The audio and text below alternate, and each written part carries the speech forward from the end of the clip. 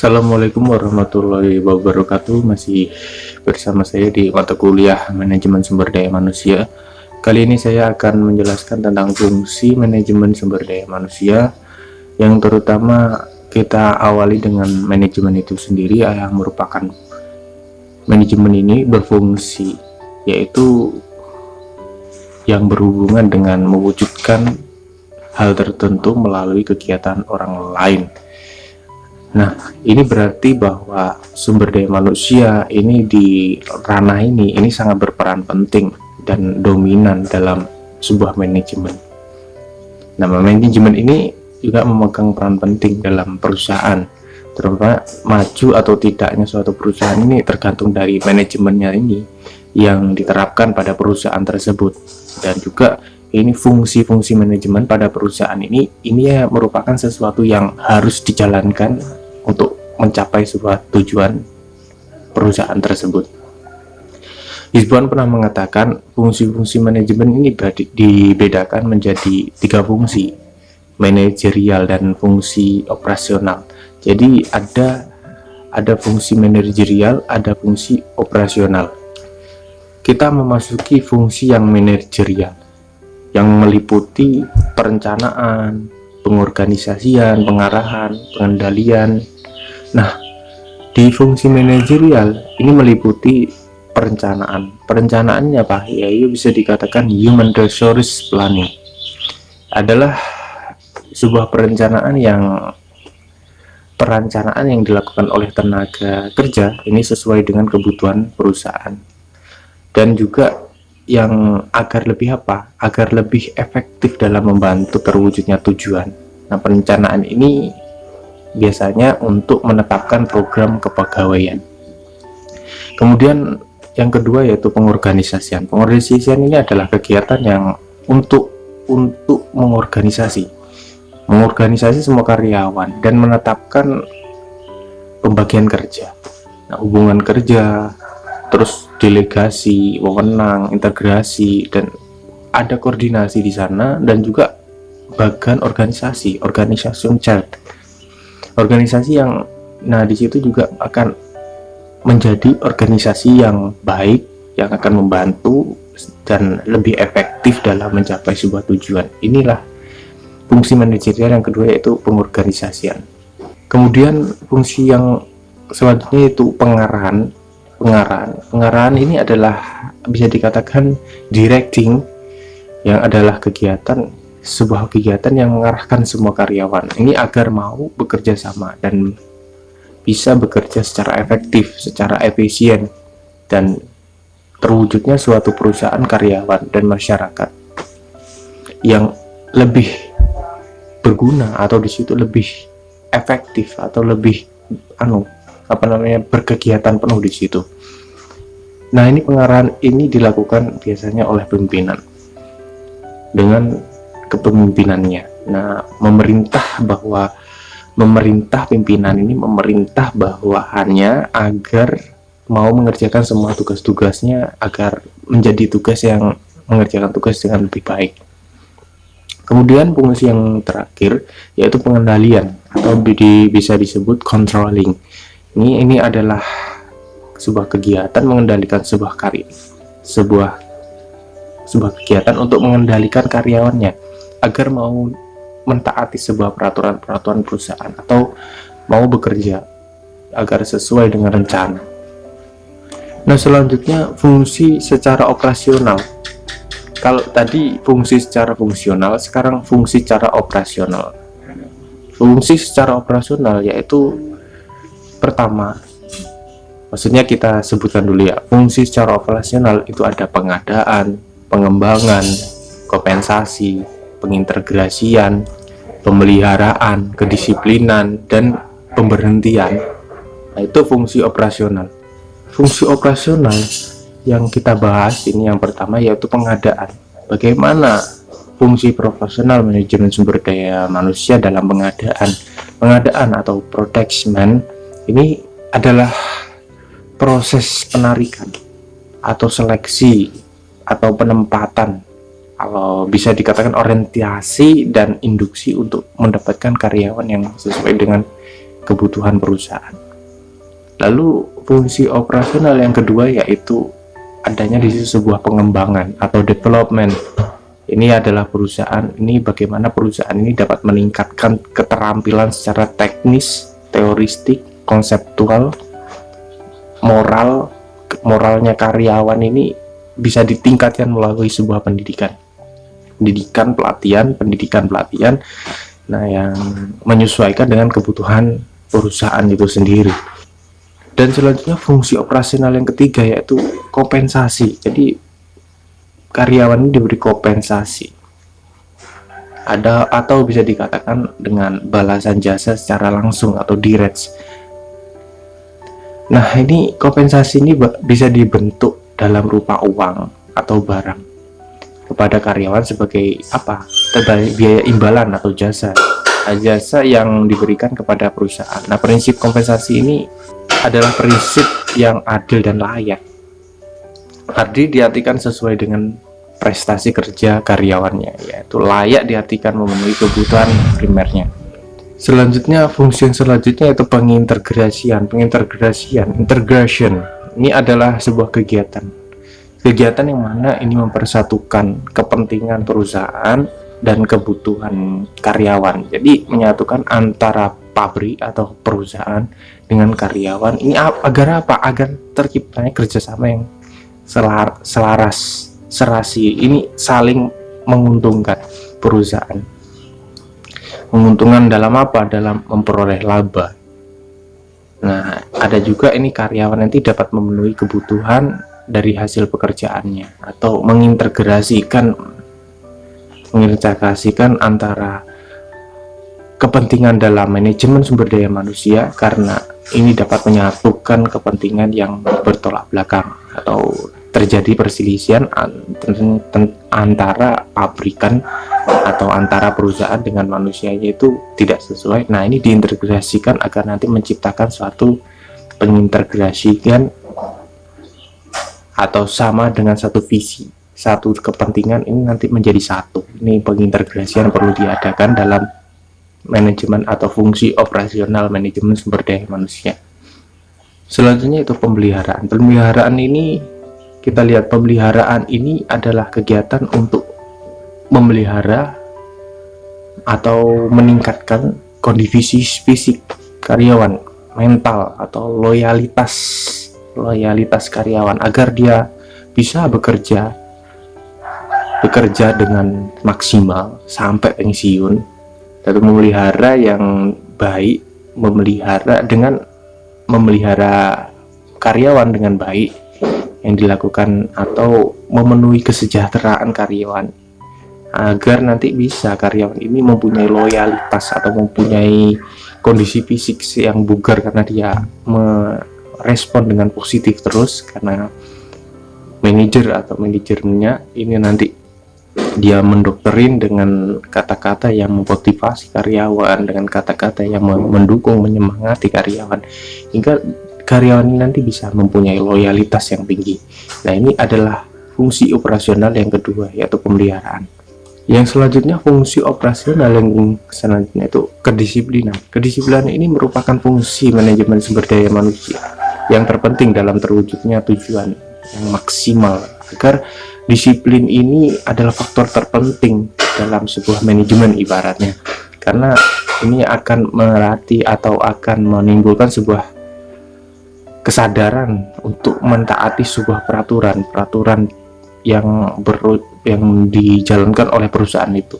Dan terus fungsi yang selanjutnya itu pemberhentian. Pemberhentian ini bagaimana? Pemberhentian ini adalah sebuah keputusan yang diberikan atau pemutusan yang diberikan kepada karyawan untuk memutus hubungan kerja seorang dari suatu perusahaan. Misalnya pemberhentian ini disebabkan oleh keinginan karyawan sendiri, keinginan perusahaan, atau keinginan karyawan atau keinginan perusahaan, atau kontrak kerjanya sudah habis atau pensiun dan sebagainya. Itu adalah pemberhentian. Ini fungsi operasional yang selanjutnya. Selanjutnya kita melanjutkan fungsi manajemen sumber daya manusia yang selanjutnya, itu fungsi pemeliharaan. Fungsi pemeliharaan ini karyawan ini harus mendapatkan sebuah perhatian yang sungguh-sungguh dari manajemen. Karena apa? Karena jika kita memelihara karyawan ini kurang diperhatikan, maka akibatnya ini semangat kerja, sikap dan loyalitas karyawan ini akan menurun. Makanya itu dilihat sebuah absensinya nanti akan menurun, terus tingkat tekanannya akan tinggi, terus disiplin akan menurun, terus pengembangan tidak berkembang-kembang, kompensasi, pengintegrasian dan sebagainya itu harus dipelihara atau diperhatikan. Jadi untuk meningkatkan loyalitas supaya karyawan ini tetap bersemangat, disiplin tinggi dan punya sikap loyalitas menunjang perusahaan ini, maka perusahaan ini nanti akan dapat meningkat dalam tingkatan keorganisasiannya ketika dia memperhatikan sebuah sistem-sistem seperti loyalitas, kedisiplinan tinggi dan sikap loyalitas ini dari kegiatan yang dilakukan atau kegiatan karyawan yang dilakukan selalu diperhatikan. Seperti yang dikatakan Hizbuan, ini adalah fungsi pemeliharaan yaitu sama mempertahankan atau meningkatkan kondisi fisik, mental dan sikap karyawan agar nanti mereka ini tetap loyal, bekerja produktif untuk menjaga ketercapaian tujuannya. Lalu bagaimana metode pemeliharaan dari fungsi pemeliharaan dari sumber daya manusia ini? Bagaimana metodenya? Metodenya yaitu pertama melakukan komunikasi, agar melakukan komunikasi secara ramah, secara enak gitu. Terus metode yang kedua yaitu pemberian insentif atau pemberian sesuatu lah. Terus yang ketiga yaitu kesejahteraan karyawan itu selalu diperhatikan. Jangan sampai ada karyawan yang susah terus dan akhirnya mengalami kesusahan dan akhirnya mengganggu kondisif dalam bekerjanya. Terus yang selanjutnya itu kesadaran dan keselamatan kerja itu juga diperhatikan. Terus hubungan industri dengan Pancasila itu harus diperhatikan dan yang lain-lainnya. Nah, ini misalnya ya metode insentif yang adil lah ya. Ini bisa jadi ini penggerak yang merangsang terciptanya sebuah pemeliharaan karyawan, karena dengan memberi insentif ini karyawan ini nanti bisa merasa dapat memperhatikan dan dapat meningkatkan prestasinya ibaratnya dengan memberikan insentif. Lalu kita memasuki dengan pembahasan perencanaan SDM atau kita lihat dengan perencanaan strategis untuk mendapatkan dan memelihara kualifikasi sumber daya manusia yang diperlukan bagi organisasi perusahaan dalam mencapai tujuan perusahaan. Nah, ini perencanaan SDM ini ada keintegrasian dengan manajemen SDM karena menggunakan informasi sebagai aktivitas SDM-nya. Nah, perencanaan SDM ini dipandang ini bukan hanya cuma sekedar fungsi personalia atau perorangan, namun ini adalah proses manajemen. Inilah perencanaan manajemen adalah prosesnya, komponen utama dalam perencanaan sumber daya manusia yang merupakan sebuah tipe sumber daya manusia yang dibutuhkan organisasi atau perusahaan dalam jangka waktu yang tertentu. Atau bisa disebut perencanaan ini adalah mematok sebuah waktu agar tujuannya bisa tercapai dengan tepat waktu. Itulah komponen utama dalam manajemen sumber daya manusia.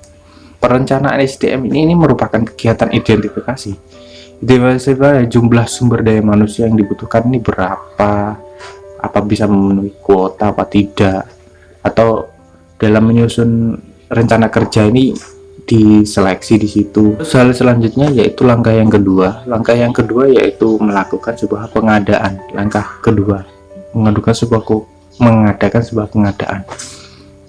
Pengadaan itu apa saja yang di dalamnya terdapat representasi dan refleksi dan rencana strategis perusahaan di situ. Terus langkah yang kedua ini analisis dari kualifikasi tugas yang akan diemban oleh tenaga kerja, terus analisasi ketersediaan tenaga kerja, terus melakukan tindakan inisiatif, terus evaluasi dan modifikasi sebuah tindakan-tindakan itu hingga bisa bagaimana menjadi solusi sebagai pemusatan goal yang akan dicapai di situ. Nah, inilah langkah-langkah dalam pengadaan. Terus selanjutnya itu pengadaan tenaga kerja dan analisis jabatan atau pekerjaan. Ini pada dasarnya dalam pengadaan tenaga kerja dan analisis jabatan atau pekerjaan ini merupakan fungsi operasional manajemen personalia atau seseperorangan. Nah, ini proses ini terjadi karena apa? Karena mempelajari dan mengumpulkan dari berbagai informasi yang di situ berhubungan dengan pekerjaan atau jabatan. Jadi yang pertama yaitu misalnya pengadaan tenaga kerja. Pengadaan tenaga kerja di sana yaitu dimaksudkan ini apa? Untuk mendapatkan jumlah dan jenis tenaga kerja. Ini yang dapat untuk memenuhi kebutuhan tenaga kerja. Ini untuk mencapai sebuah tujuan organisasi lah intinya. Dia membutuhkan berapa tenaga kerjanya dengan melakukan hal-hal sebagai berikut, misalnya tenaga rekrutmen, seleksi, dan penempatan. Kemudian ini analisis pekerjaan, yaitu yang bagaimana menganalisis dari individunya sendiri maupun organisasi. Misalnya menganalisis dari individunya sendiri. Jadi bagaimana seseorang itu nanti dilihat dari penghasilan seseorang semakin terbuka peluang memenuhi kebutuhan dan juga orang itu nanti secara kebutuhan sudah terpenuhi, maka dia itu semakin berkualitas dalam menetapkan sebuah keputusan. Sedangkan dari organisasi sendiri, bagi organisasi ini diwujudkan dalam eksistensi dan sebuah pencapaian tujuannya. Nah, ini jadi dilihat dari analisis pekerjaannya. Terus yang selanjutnya itu deskripsi jabatan atau pekerjaan. Nah, ini deskripsi ini cuma dia menempatkan sebuah jabatan atau pekerjaan dalam bentuk tertulis atau uraian yang bisa kita baca, uraian tertulis. Ini merupakan isinya merupakan tugas pokok dari suatu jabatan atau pekerjaan. Nah, ini yang sebagai sebuah analisis dari jabatan pekerjaan yang diampu oleh SDM-nya tadi. Selanjutnya yaitu spesifikasi jabatan atau pekerjaan. Spesifikasi pekerjaan ini merupakan karakteristik atau syarat-syarat pekerjaan yang harus dipenuhi untuk apa? Untuk dapat melaksanakan suatu jabatan atau pekerjaan. Nah, persyaratan ini ya misalnya pengetahuan, keterampilan, kemampuan mental, kemampuan fisik, atau sifat kepribadian tertentu yang dipersyaratkan pada pekerja untuk dapat apa? Untuk dapat melaksanakan pekerjaan itu secara efektif dan efisien. Oke, terima kasih dari saya. Mungkin sekian dulu perkuliahan pada hari ini. Terima kasih. Wassalamualaikum warahmatullahi wabarakatuh.